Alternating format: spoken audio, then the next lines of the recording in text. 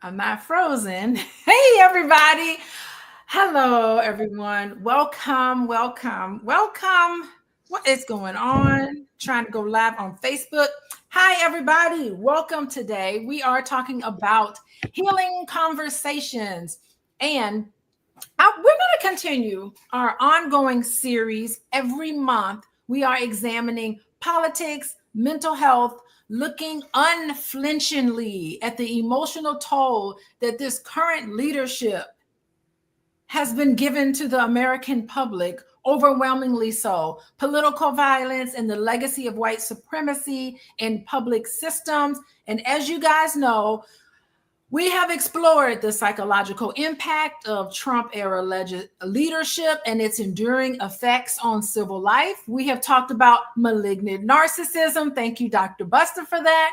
Misinformation, moral disengagement, how that shapes public policy, the rising call from mental health professionals who are deeply concerned about the mental fitness of President Donald Trump and what this means for democracy, and how everyday people can cope with the political stress, exhaustion, and fear in an era of chronic crisis. So today's question is America at its breaking point? And if so, what does healing look like in the middle of this breakdown? So I am honored once again to be joined by Dr. Buster Ogbuagu. He is full professor of social work. He teaches social policy, social justice focused courses in the Department of Social Work. And his insights, he can talk about structural oppression, civic engagement, global social justice, all of those great topics that social workers like to discuss. Hello. But also joining us for the first time on Healing Conversation is another fellow social worker. Her name is Chasity Wells Armstrong, former mayor, village manager. Well, she's not a licensed social worker, but she has a social work degree. I am a licensed social worker. She's a licensed social worker. Yay! LSW. Thank you. Yes. And she's had a front row seat to how unchecked power, personality pathology, and misinformation, how it directly impacts public mental health and civic trust. And she is really talking about marginalized communities. So we are very happy to welcome her today. And we are going to talk about Chasity Wells Armstrong. Y'all follow me on Instagram. Let me talk about this, because if you go to my Instagram, let me find my Instagram. If you go to my Instagram page, Coaching with Dr. Alicia, I give a little bit of a summary of Chasity Wells Armstrong's latest newsletter. And you want to get with her newsletter, look in the show notes here. I'll put another post here.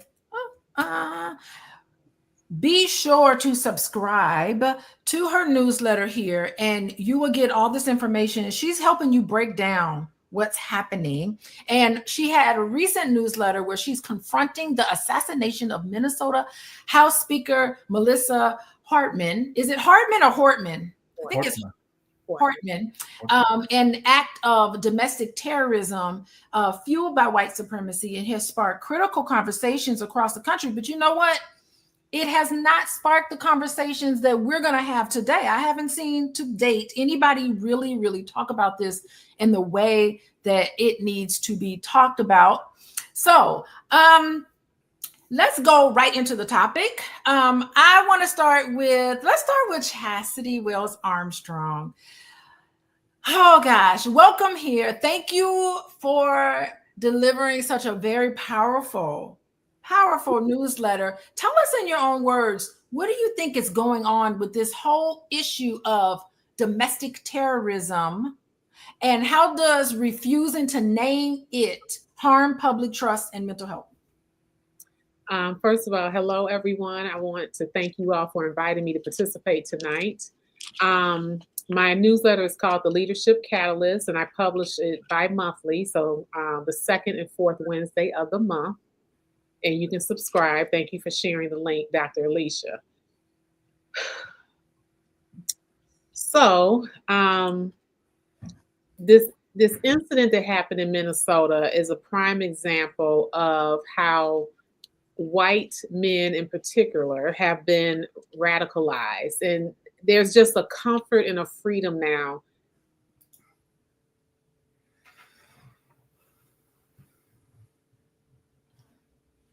Oh, wait, did we lose her? Oh, no. There he is. He's back. He's back. Oh, yes. Okay, keep going. Okay. And so I'm not everybody's cup of tea, but I'm a very provocative writer. And in the last issue, I just called it out. These are tools of white supremacy. My newsletter primarily focuses on women who are in leadership and government leadership. And, having been the first Black mayor elected in my own hometown, I was subject to some of these same incidents of harassment, threats, and it's very common across the country. In fact, I've been doing some research with the University of Wisconsin about this very issue, and I've interviewed a number of women mayors across the United States, reporting increased incidents of violence, harassment, threats ever since Trump was first elected in 2017, which is when I was elected. And, because there is this culture of a cult following with him, no one calls out the extremism of what he represents. Ooh, okay. So, hold on here. Let me get you back in with everybody else. Oh, wait, hold on. All right. So, thank you. So, you are doing some research in this area. This is the first that I'm really realizing this. You are finding that this is not an isolated incident. And by the way, the Minnesota couple that was gunned down, the dog was even gunned down. There were other people on the list, the hit list, that also was attacked. And if the police hadn't intervened, there would have been more people that could have been injured by this. Oh my goodness. Dr. Buster is joining us. Tell us, what is your initial thought about what is happening in terms of this huge incident? Yeah, thank you, Dr. Alicia, and Chasity for raising this issue. A very vexing issue, as a matter of fact. It was not just that Mrs. Hartman was murdered. Her spouse, her husband, was also killed. And they could not have died without the incendiary language and rhetoric that Donald Trump, he didn't start it. He just put steroid in it. Mm-hmm. America was already teetering towards this fascist behavior before Donald Trump came. But it was amplified by his audacity that lacked consequences. It didn't matter what he did. Just 3 days ago, the Supreme Court has given him 1 inch into the door of this, of denaturalizing American citizens to that extent. So there's a saying that if your dad sends you to burglarize a home, you don't pick the lock, you kick down the door. So that's essentially what's happening here. And I have no problem with Donald Trump. I don't even have trouble with white supremacy because it was here ab initio. It landed here with Christopher Columbus, but that's not the issue.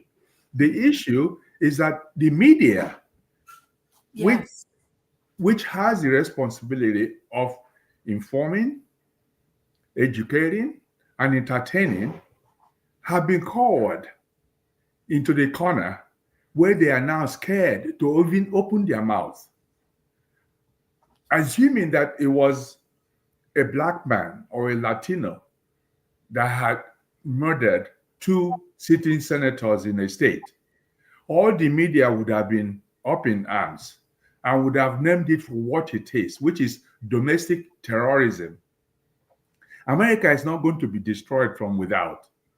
Iran has no capacity to destroy America.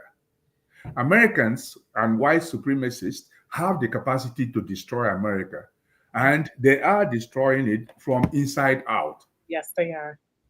You want to talk about that, Chastity, because you mentioned that in your newsletter that, what was it, 80% of all the domestic terrorism is done by white males. And they have this manifesto, this ideology behind them, giving them power to do so. It's almost like the election of Donald Trump is saying, oh, well, thank you so much. Thank you for letting me be myself. I don't have to hide anymore. I can really talk. I have the strength to talk about this openly. Absolutely. I was sitting here thinking about Dr. O's comment that he doesn't have a problem with white supremacy. So that I'm sitting here tilting my head. I'm sure I'd like to hear more about that. How can you not have a problem with it? No, it's not that I don't have a problem. What I'm saying is that it's not the main issue. The main issue is that the system has been hijacked. We've lived with white supremacy since 1619. And we found ways to navigate them through the Civil Rights Act, through the Emancipation Proclamation, until this man walked down that elevator of hell. The escalator. Yes. So no, I'm not saying I don't have a problem. I'm saying that the problem now is that white supremacy has been given carte blanche. Yes. Because the media, when the media speaks with its authentic voice, things change. But the media is gone. Most of us now get our information from social media, which are much more authentic than the mainstream media. So yeah, white supremacy, I hate it to the core. And I'm not saying, I'm not minimizing its impact. What I'm saying is I'm amplifying the role that white supremacy has played now into the mainstream media. Well, one thing that you brought up with the news, I think is very valid, is the fact that they're not holding him accountable. And when he kicked out the AP, in my opinion, they should have united. And said that if you put the AP out, then you're putting all of us out. Yeah. If you put them out and they can't cover, then none of us will cover. And that was a huge mistake that they made when they did not unite on principle. That, we have the right to freedom of, speech and, the press.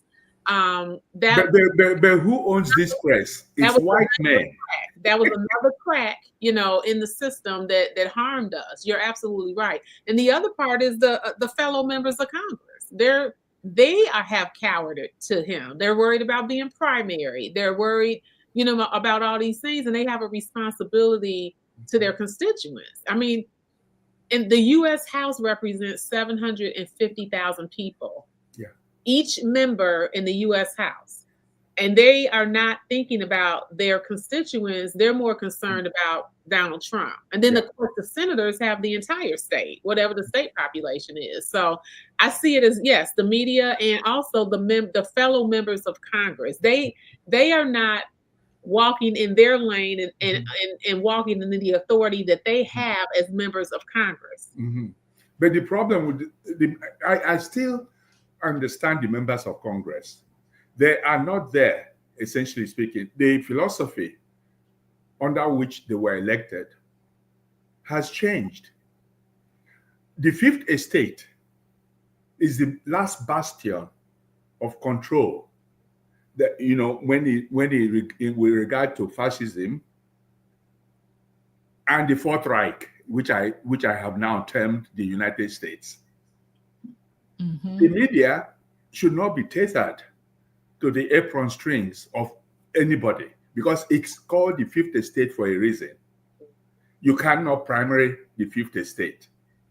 But however, the Fifth Estate has been primaried. And NBC was sued and they paid for a case they would have won single-handedly. They jettisoned all the people who spoke truth to power. They either resigned or they forced them to resign because they are afraid of their position. This is the same system that the Third Reich used to rout everybody. Members of Congress, we have never trusted them as our own bastion because many of them are there to gain traction in the political, mainstream. But media, of which I am one, as a broadcaster in Nigeria, I was incarcerated for many years, and I stood my ground. And these were military dictators who will kill you on sight. I come from the jungles of Africa, where the rule of law does not, obtain. However, this is supposed to be the United States of America, which was the light on the hill, as Reagan. I'm looking for the term. Growing up in Nigeria as kids, our understanding of what was right was the United States of America's democracy. And we strove and we walked towards it. And then now we are here. It's like we have just called a ticket on the Titanic. This is very good, Dr. Buster. I'm going to tell you, welcome everybody to people who are just joining in here. A text is going out real soon, and more people will be joining us. Let me tell you, we're talking, the title of today's discussion for Healing Conversations is Trump's Mental Health. I will be talking about that. And America's Breaking Point. We are talking about how white supremacy is winning. And each one of us, as I'm sitting here listening to the three of us talk about this, we all have our own personal story of things that we have gone through. And I want to have hope for the future. I want to have hope that things will get better, but I'm not quite certain. I mean, I think about my story. I was born in Tuskegee, Alabama, which was I was born in the same hospital that the Tuskegee syphilis experiment took place. The same hospital. Not to mention, I was raised in Gary, Indiana. Gary, Indiana used to have the best public school education in the nation. People used to come back in the 50s and 60s. People came from all over the country to Gary, Indiana to find out what is going on with the school system in Gary, because all those students in an all-Black city were thriving and doing very well on standardized exams and everything that every marker that indicates success academically, Gary, Indiana used to hold that. And it's a systematic thing, macro level things that slowly deteriorated an entire group of people, both in Tuskegee, Alabama and Gary, Indiana. If you go to those two cities outside of Indiana University Northwest, outside of Tuskegee University, those two cities are dilapidated. Like, we are losing in this way. And so if you guys feel comfortable, talk about your own story and your involvement. Dr. Buster, maybe we'll start with you, because you started talking about this global issue, because you are from Nigeria, child of the Civil War, who fled to Canada, and now here in the United States. Talk a little bit about this, because it's so salient, because your story and my story and Chastity's story is a reflection of all of our stories. Yeah. No, it bears without saying that I have multi-layers, sedimented layers of trauma, from childhood, from before I was born, because I am a colonial subject. We used to wave the Union Jack under the rain for Princess Alexandria and members of the dysfunctional British royalty, to pass by. And of course, by the time I was in my 7th grade, we had been forced to read, memorize, and dramatize the 12 works of Shakespeare. And we spoke the Queen's English at the risk of physical chastisement. If you were not allowed to make a gaffe in your language, in your grammar, in your syntax, in the sentence structure. And then, of course, they forbade us from speaking our own languages. Nigeria has about 650 languages. Most people can't speak it because of British inroad. Most of our parents, the white man who designed them to be hewers of wood and drawers of water, scrubbed their traditional name and gave them English names. And then they had the system they called divide and rule, indirect rule, which is what is happening in America now. America is bifurcated. Those who are going to hell are on both sides. And America, it's in between, somewhere there. And of course, the British also suborned the Nigerian Civil War, which started from 1967 to 1970, of which I was part at the time. You go to my village, you still see scars from those. And of course, today we have Boko Haram, we have terrorism. I can't show you the graphic images of people being dismembered and their body organs harvested for sale. Today, today, as I speak, because the Fulani hegemony from the Sahel of North Africa have descended into there because politicians use them to subdue people. So in the case of the United States of America, white supremacy is using ICE and is using all the systems, the accoutrement of suppression, to silence people. Yes. So that's essentially where we are. Yeah, I took flight because of the content of my program, because I am vociferous and I have no apologies for it. And I really, there's nothing you can do to me that I haven't already experienced. And, when I arrived in Canada, I came with 2 duffel bags. One was mine, the little one, and the other was my then 7-year-old daughter, who practices internal medicine. She's now gone to, Philadelphia. And of course, this is what white supremacy sees, and they are scared. They think these people are coming to take our jobs. However, what does a brain surgeon from Syria need the job of a high school dropout for? Yes. We don't need that. So this is, and then they heighten the fear. It's called white fear and white flight. Yes.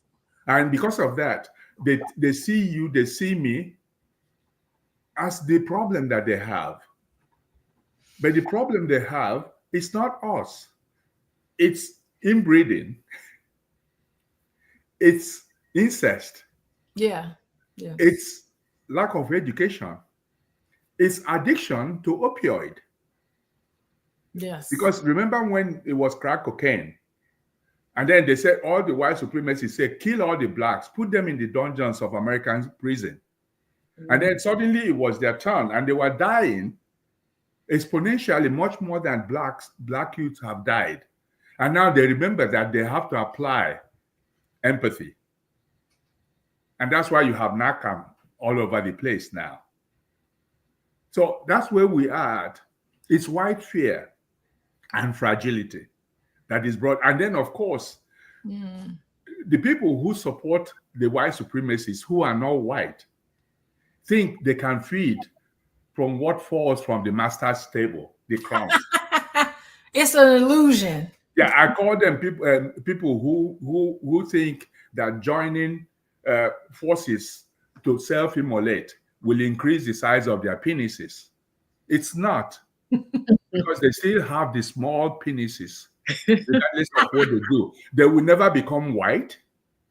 They will never be accepted. Look at all the people who ran thinking they were going to be vice president for Donald Trump who were black. You don't see any one of them. And then these other people, black Latina, are afraid of black women who have risen from the ashes of oppression of what black men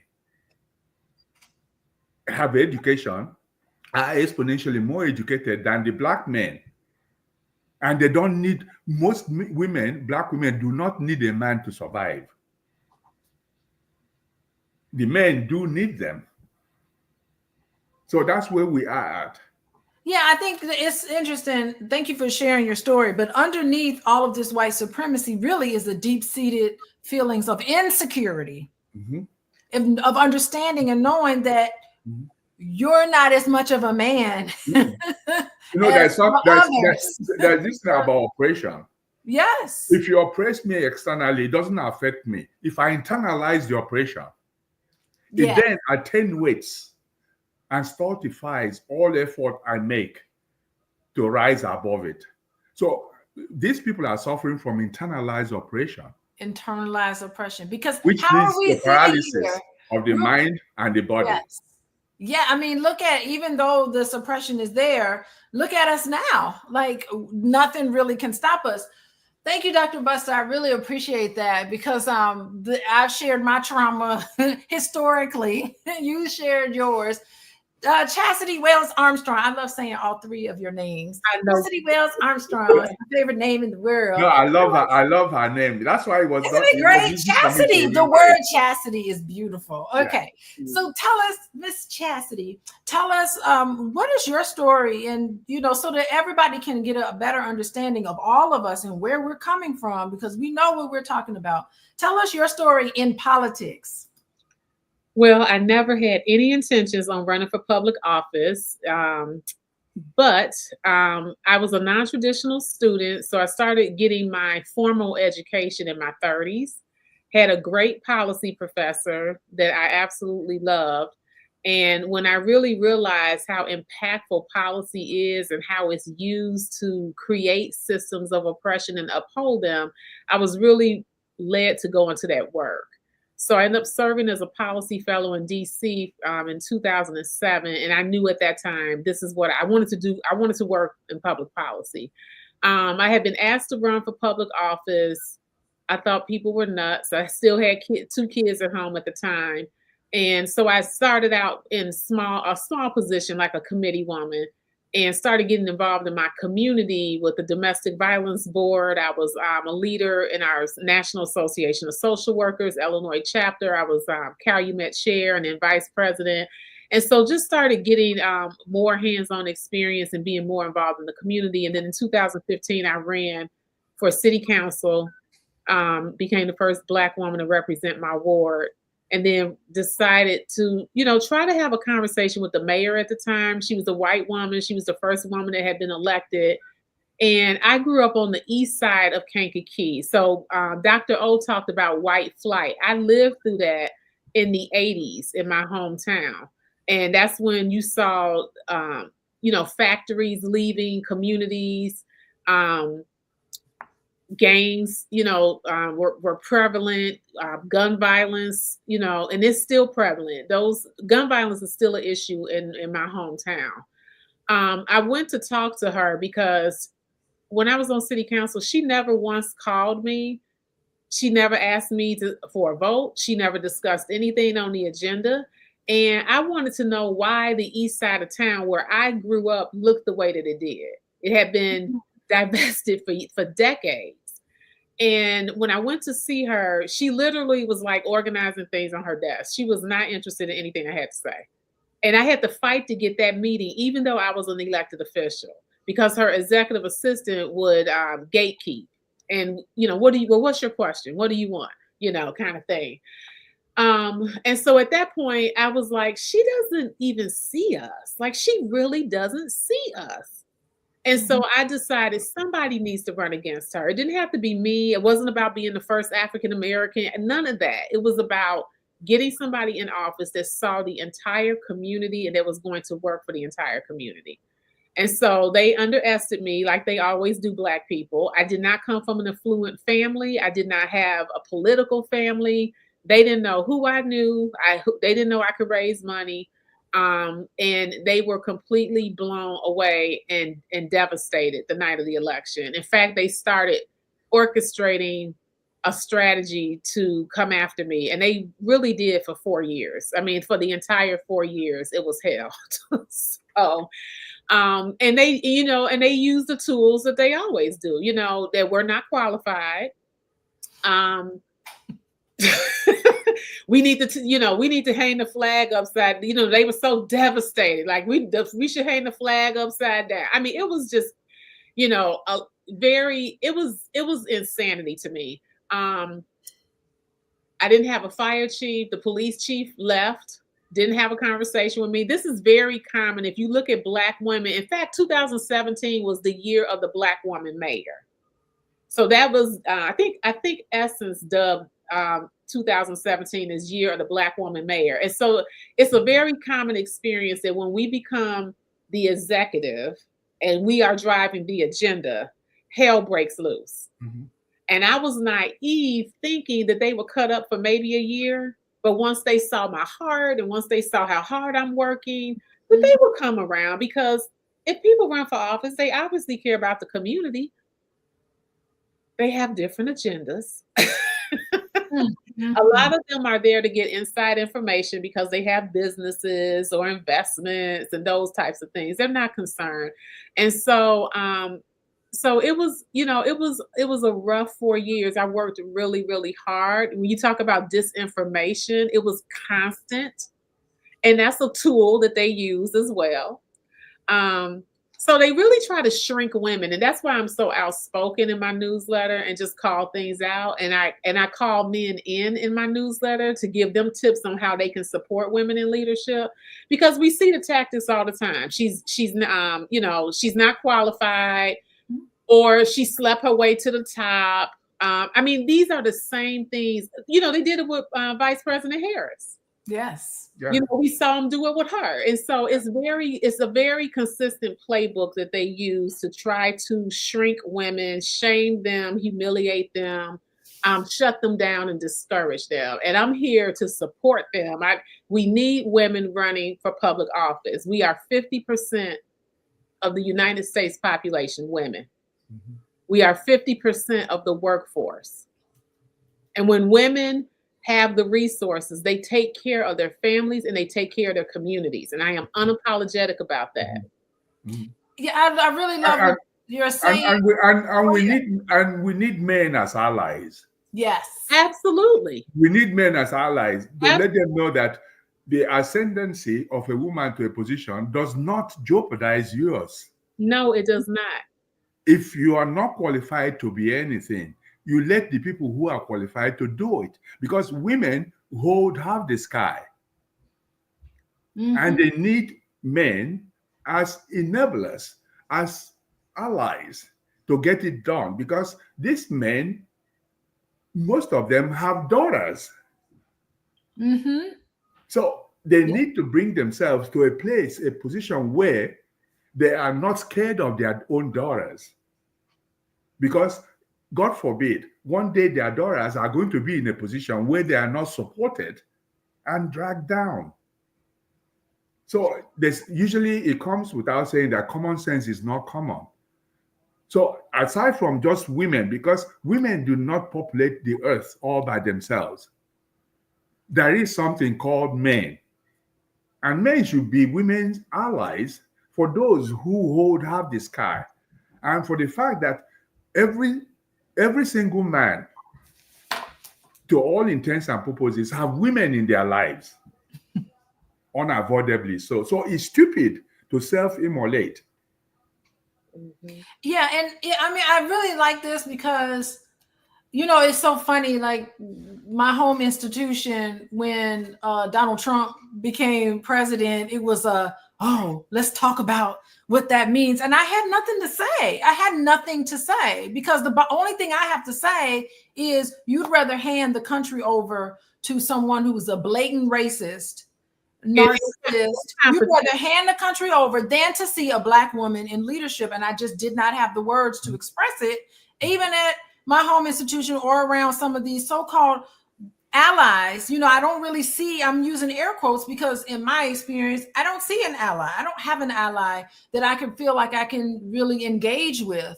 And so I don't ask me what I think, because I know you don't really care. And I don't trust you. So I'm never telling you how I really feel. What's going on with me, you're never going to know. He said he loves the poorly educated. Yeah. Yes. And the country has been ran by incompetent men. I mean, that's what they do. Yeah. Well, I want to welcome everybody in. Remember when President Obama said he didn't have enough experience because he had only been a state senator? Yes. Yeah. And Trump has never held elected office.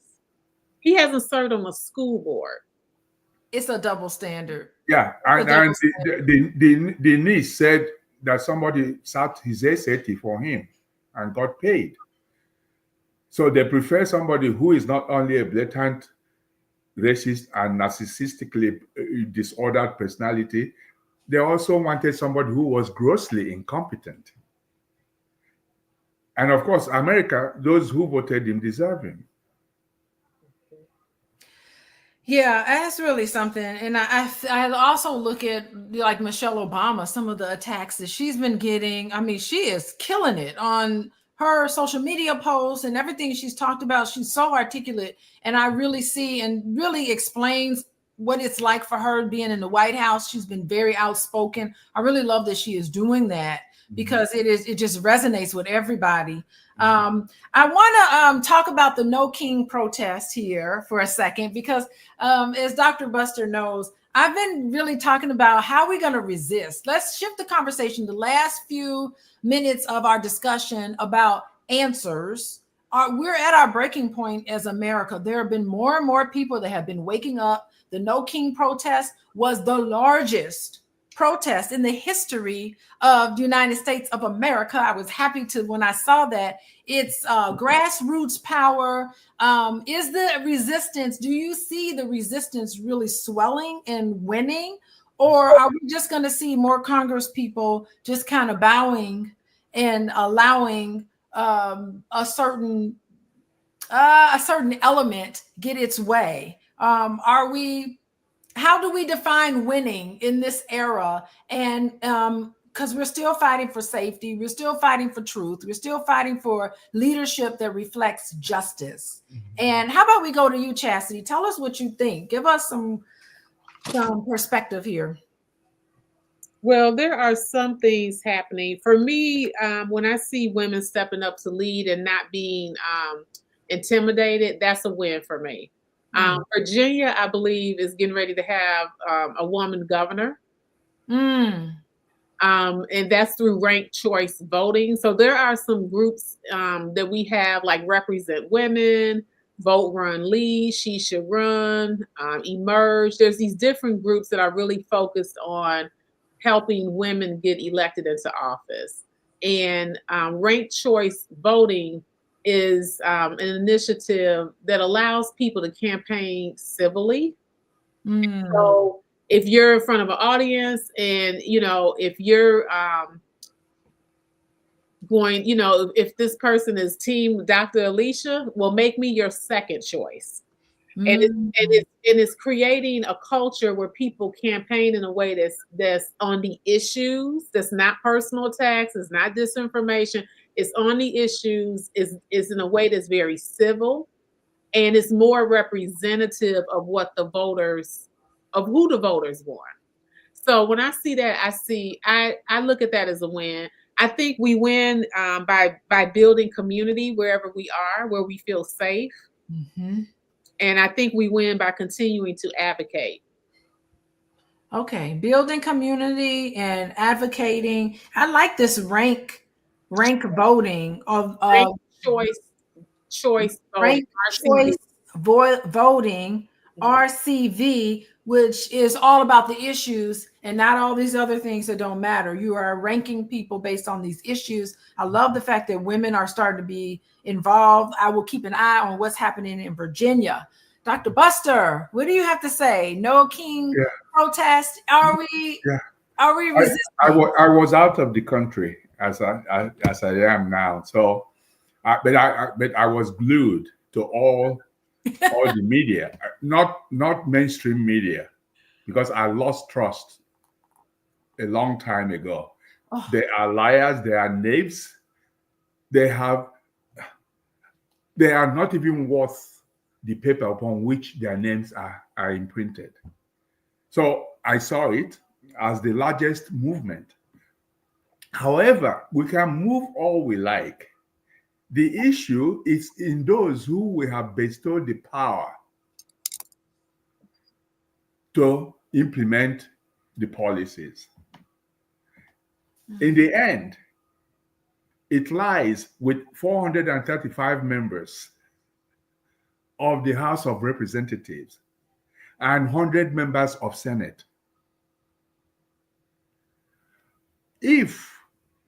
And the biggest problem is we know that the Republican Party is a lost cause. Mm-hmm. But the Democratic Party is not far behind. Yes, that's what we were talking about. The only thing worse than a Republican is a Democrat. They can never seem to get their acts together. Mm-hmm. They are fixated on perpetuating themselves infinitely, that when they see young people who are actual agents of change, they run them clean out of town. Yep. Protect the status quo. Yeah. When I benefit from this system, I don't want it to change. And we saw that with New York, right? We saw that. You know, how do we criticize Donald Trump for being a rapist, you know, a person that commits sexual assault against women and it's inappropriate? And then you put money behind Cuomo. Yeah. He was accused of the same thing. And that's why people are pissed off with the Democratic Party, because you can't have the double standard. No. Now they did not. There was someone, I don't remember what representative it was, that got in trouble around the same time. What was that man's name? George, the one that had the fake identities. He was a New York. George Santos, was that his name? George Santos. George Santos. It was It was a Democratic congressman that had misused funds and that sort of thing. Yeah. So I will say the Democrats don't come out and support and condone people who have done wrong, committed fraud, or that kind of thing.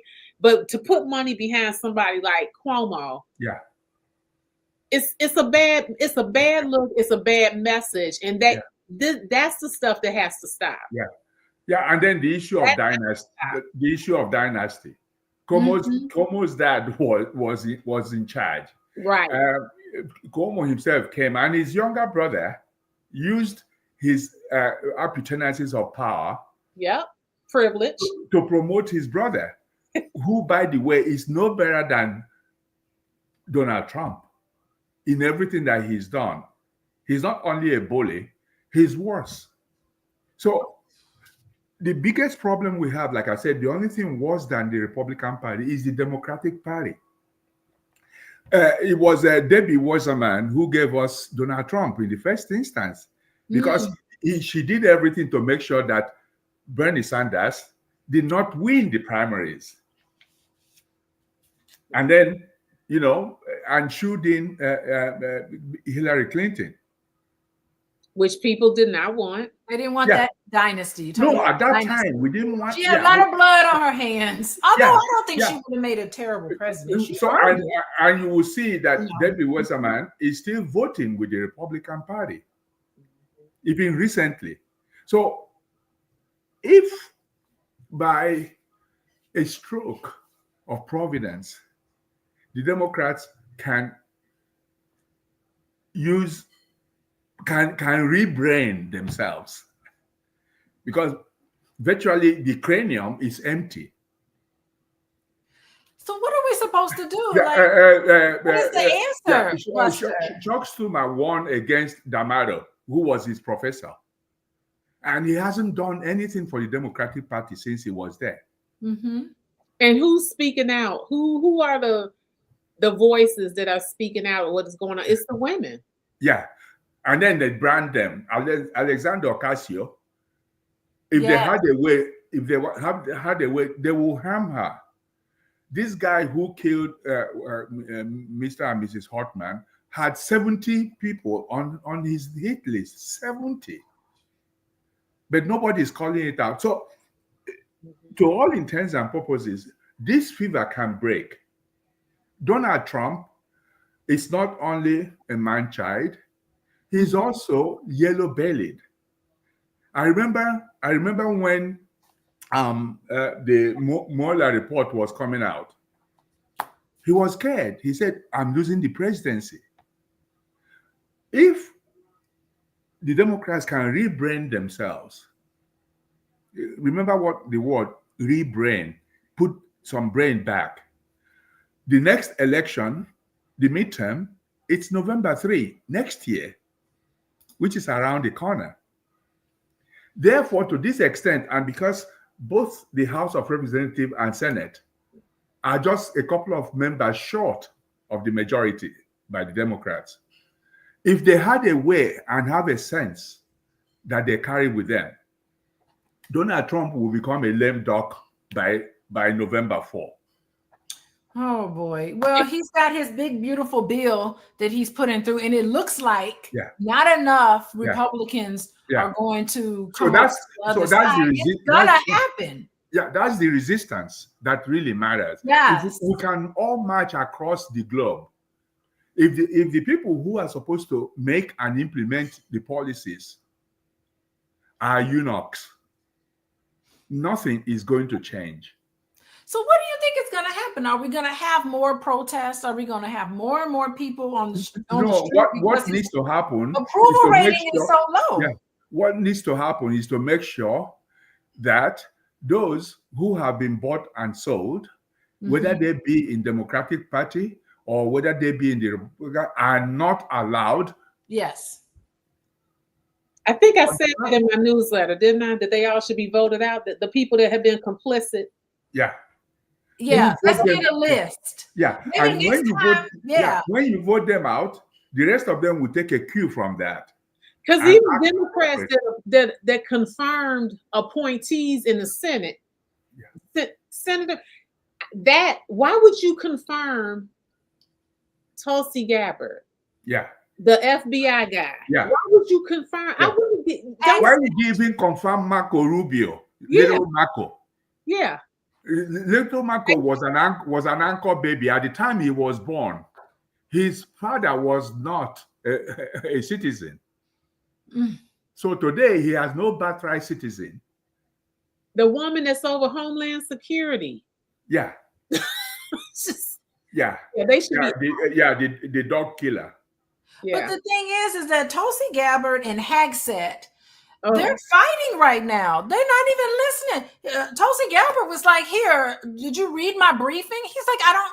Donald Trump said, "I'm not reading the briefing. I don't read anything. I just go by what I feel." He's bypassing everybody, even people in his own cabinet.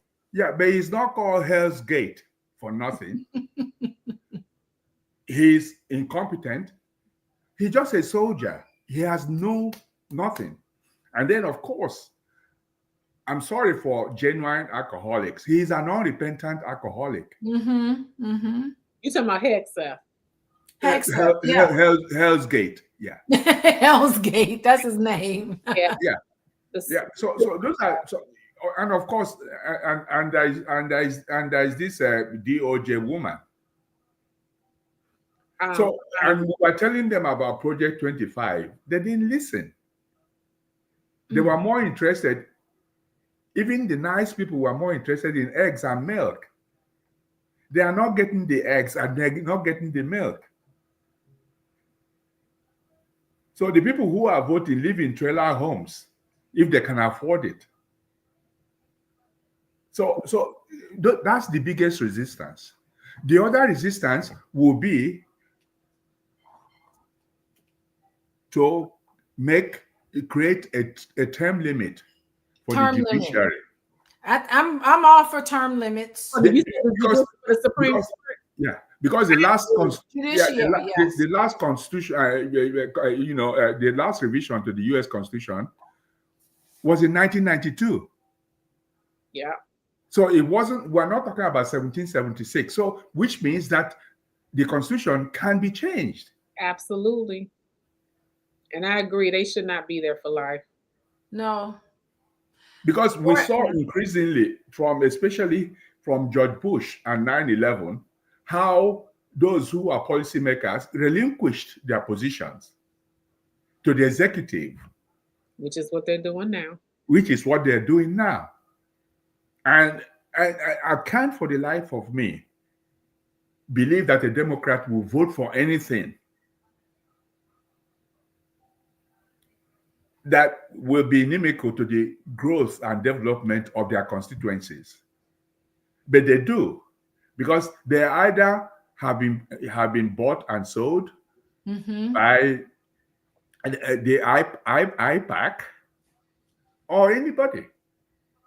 All it takes is a chunk of money and they are gone. So that's the resistance that will really matter. One that makes sure that the Constitution is changed, amended, to make the judiciary give them term limits and term limits for Congress. Term limits for Congress. For crying out loud. Okay. We saw the slippery slope with 9/11 and the Patriot Act, which people like Clinton voted for. Yes. So those are some of the things that need to change. We need to make sure, especially with the Democrats that we have, to make sure that those who are complicit are not allowed to continue, in their brigandage. I could say service, but they are not performing service. They are engaging in brigandage. Yes, I just saw Dr. Alicia shared a comment that the branches of government are absolutely supposed to be co-equal, right? Yes, Black Panther. And that's what he's doing, is he is trying to get more power under the executive branch, and Congress is not fighting him on that. They're allowing him to do that, and so is the Supreme Court with some of their rulings. So, because the Congress has majority of MAGA.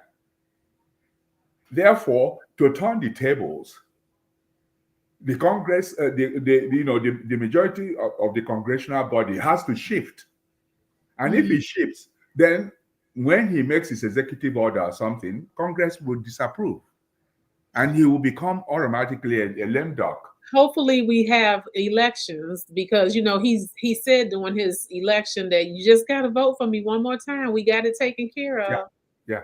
So they are being very aggressive at trying to implement as much as Project 2025, as they can. Yeah. And as soon as they can, getting as much push through. And a lot of these things he's doing is he's testing the waters to see what he can get away with. And he's getting away with everything. Everything.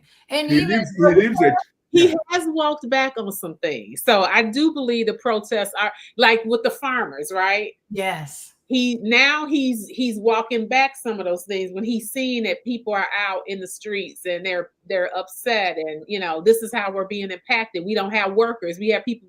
Our people are scared to come to work, because he said he was going to get all these criminals off the street, but his Stephen Miller, I guess, is giving the order to round up 3,000 people every day, and so they're just trying to hit a quota number instead of going after people who really should be who are harmful and detriment to our country. You mentioned the news. Gavin Newsom, you are aware, has filed a lawsuit against Fox. Fox should be completely shut down. They already were sued for $700 million for lying. So he has filed a lawsuit against Fox because of the lying and the disinformation and around his conversation with Trump and all the shenanigans in California. So my question is, why are all the other states not following suit? Because what Donald Trump's hegemony is doing is that it's inundating us to obfuscate and distract. And that's a plan, one of the plans of the Project 25. When you give them this and they are mulling over it, bring in another confusion. I was shocked that only Harvard stood up to Donald Trump. I thought it would be so much more, many more universities standing up. Especially the ones that have, deep pockets. Deep pockets, yes. But they all, assumed fitter, stance. And the man is riding everything roughshod. And meanwhile, he's showing, as a clinical social worker, he's showing signs of dementia. He's mispronouncing words. He is falling asleep every time he goes somewhere. Every time he goes somewhere, he sits down, he falls asleep. That's the sign of dementia. He is a malignant narcissist. Is nothing. I predicted that he and Elon Musk would never get along, and they haven't. He can't get along with anybody. It's going to be nothing but chaos because Donald Trump is a bully, and he will bully everybody. And it's an interesting saying. Is oh God, I can't remember the whole thing. Correct me if you can. It's like he will burn down everything so that he can be king of the ashes. Who said that? Yeah. He will burn everything down just so that he can say he is king of the ashes. Yeah. But let me tell you something. McCarthy was here as a senator. Where is he? He consumed his own 4,000 weeks of life. Because if we are lucky, we will live to be 4,000 weeks old, which is 76 years old. Can you imagine that 4,000 weeks is 76 years old? Wow. So eventually, their clock is going to run up. The thing and they're not thinking about the legacy they are leaving for their own children. Nobody has forgotten Joseph McCarthy today because of and what my Donald Trump president, it's exponentially 1,000,000 times larger than what Senator McCarthy did. Yeah, and some of the stuff people are saying may not be reversible if we get someone else in office. So there's really something to think about and to pay attention to. And oh my gosh, it's almost the bottom of the hour. We got to have another conversation. If we don't have it in July, because I got a lot of travel, we definitely going to talk about this again in August. And I will invite both of you back on. I got Dr. Chris coming on. We got a bunch of people. Maybe Dr. Boyce will feel more comfortable coming back, and then I have to put my boxing gloves on when I talk to him. And so maybe we'll put him back on because we have to continue this conversation. I realized I didn't even really introduce myself. I am Dr. Alicia, everybody. And with Coaching with Dr. Alicia, follow me on Instagram. I always have political stuff on there. And yes, as a therapist, I do believe that, mental health and therapy, political is personal. Political is personal. I am a therapist. If you're interested in working with me, there's my website, Coaching with Dr. Alicia. You guys know the deal. Text the word LOVE to 87948 to get text updates. And of course, you got to follow me on Instagram and TikTok at Coaching with Dr. Alicia. Look in the comments. I'm going to write in the comments again how to get a hold of Chasity Wells Armstrong. Let me copy and paste in here. Can I do it? Yes. Copy and paste. Oh, wait.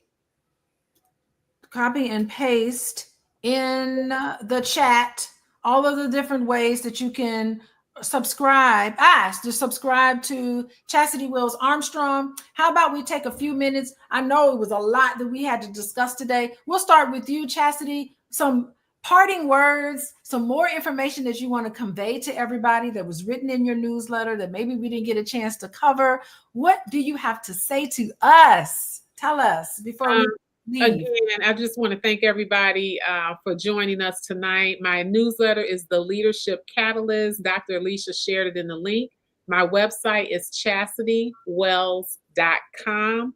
And I primarily work with women who are either elected or appointed to government leadership and the teams that they lead.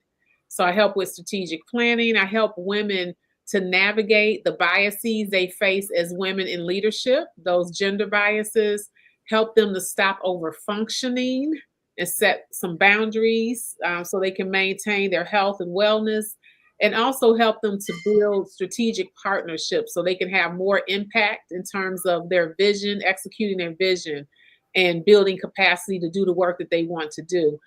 Dr. O, you mentioned about men being allies. I want to thank you for raising that issue. Again, in my newsletter, every issue I provide a section called Ally in Action, and it speaks directly to men. So men can subscribe to my newsletter as well. And I provide a free downloadable resource to help women. In the last one, I provided one. I think it was Democracy Security Project. This is an organization that's helping electeds to stay safe. So I always provide some type of resource to help our women in leadership. So I want to thank you all. If anyone is interested in running for public office or is in public office and need that support, I am here to support you. We need you. We need your voice. We need your activism. We need your perspective. And you don't have to do it alone. No. That is so great. Rank choice voting. Is that what it's called? Ranked choice vote. I never heard of that before. I'm gonna take a look at it. But I have to adopt that. States have to adopt it.